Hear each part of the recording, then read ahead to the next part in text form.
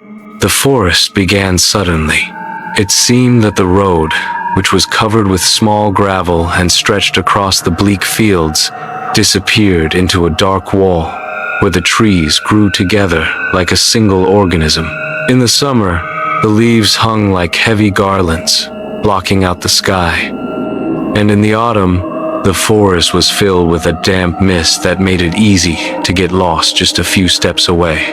It was said that this forest was older than the earth itself, and that the roots of its trees reached so deep that they touched another ancient world. People avoided it, and only hunters or occasional travelers dared to look inside. But they came back with pale faces, unwilling to tell what they had seen. Anthony Kerr walked this road late at night. His car broke down 10 miles from the city, and he had no choice but to walk. He held a flashlight in his hand, its beam cutting through the gathering darkness, and every step echoed in the hearts of the trees. The forest breathed, and Anthony could feel it.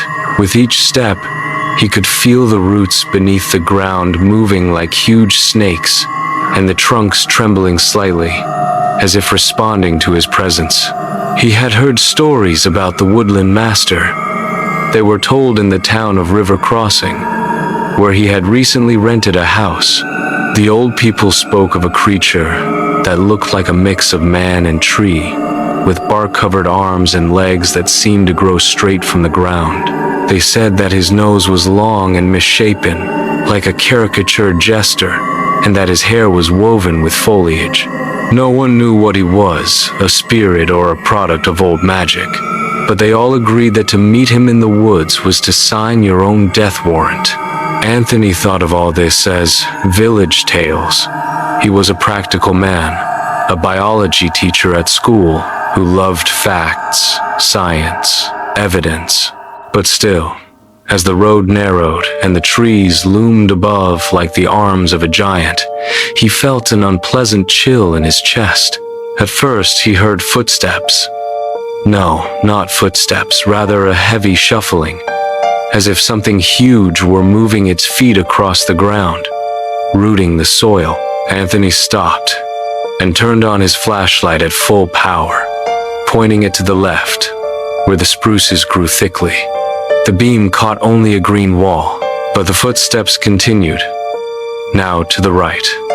They were slow, measured, too heavy for a normal beast. "Who's there?" Anthony said in a trembling voice, silently cursing himself for speaking at all. There was no response.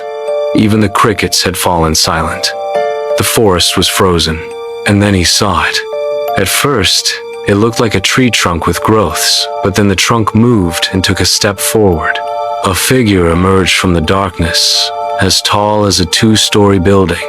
Its legs were carved from roots, and its feet were huge, with human fingers embedded in the ground. The body was covered in veins of tree bark, like marble.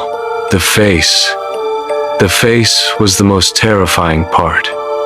It looked almost human, but it was too elongated. The giant nose was like a beak, and the eyes glowed with an amber light that neither animal nor human eyes could produce. Moss and grass grew on its head, like hair. The creature leaned forward, and Anthony smelled the smell of dampness and rot, as if from a grave where rotten trees lay. "You have come," it said in a voice that sounded like the creaking of old wood. Anthony wanted to run, but his legs felt like they were stuck to the ground. He tried to scream, but his throat felt tight, as if invisible hands were holding him. The creature stood up, and the ground shook. It reached out a hand, its long fingers like branches, and pointed into the forest. "Go." Anthony didn't know what to do. Should he run back? But the path seemed to have disappeared. He turned around and realized that the trail was no longer there. Behind him was a dense wall of trees, as if the forest had closed in on itself. So he took a step forward, following the creature's lead. It followed him, each step like a hammer striking the ground. They walked for a long time. Anthony lost track of time. The flashlight went out, the batteries died, but the creature's eyes were enough to light their way. The trees grew taller and darker, and the air became thick, as if it could be touched. In the distance, there was a low hissing sound, as if thousands of snakes were crawling along the roots, and soon they came to a clearing. There were figures standing there. At first, Anthony thought they were statues made of wood, but as he approached, he realized the truth. They were people. Dozens of people who had become one with the trees. Their faces protruded from the trunks, their eyes blank, their mouths open in silent screams. Some had their arms transformed into branches, while others had their legs replaced by roots. And they were all alive. Their eyes moved, following Anthony's every step. There was madness and endless torment in their eyes. They stayed, the master said. They wanted to leave, but the forest wouldn't let them. Now they're mine. Anthony felt his stomach clench. He wanted to scream, but all that came out was a hoarse gasp. Why, me? He managed to choke out. The creature leaned in, its face just a few feet away from Anthony's. Its amber eyes reflected his trembling form. The forest chooses. You came. You heard. Now you are a part. The branch hand reached out to him, but Anthony jerked back. A sudden surge of strength made him run, and he plunged into the thicket. The forest howled. The trees began to move, their branches reaching out to him, grabbing at his clothes, scratching his skin. But he ran, stumbling, falling, and getting up again. His chest was on fire. His lungs were bursting, and his heart was beating like a hammer. He didn't know how long he had been running. Maybe a minute, maybe an hour. Suddenly, a light appeared in front of him. He ran out of the forest and onto the road. There was his car, as if it had all been a dream.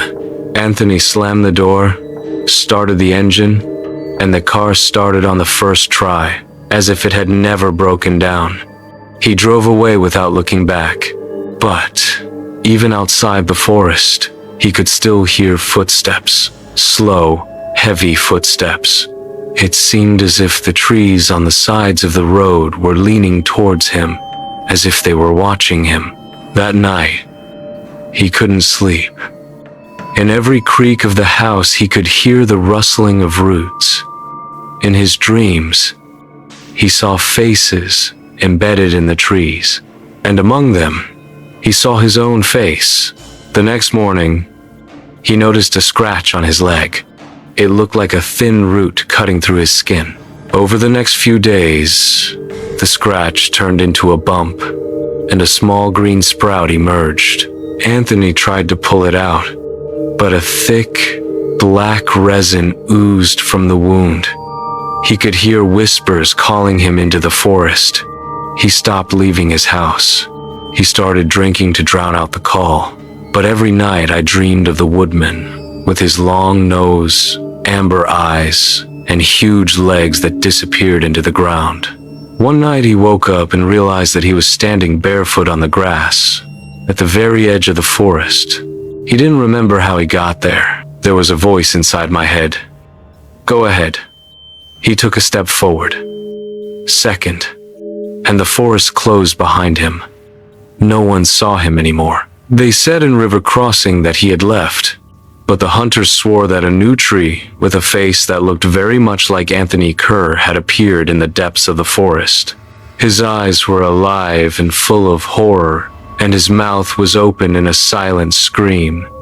And somewhere nearby, the forest master was walking. His tree-like legs thudded on the ground, and his amber eyes reflected the new victims who were yet to be brought into his realm. The forest was alive. The forest was calling. The forest was not letting go.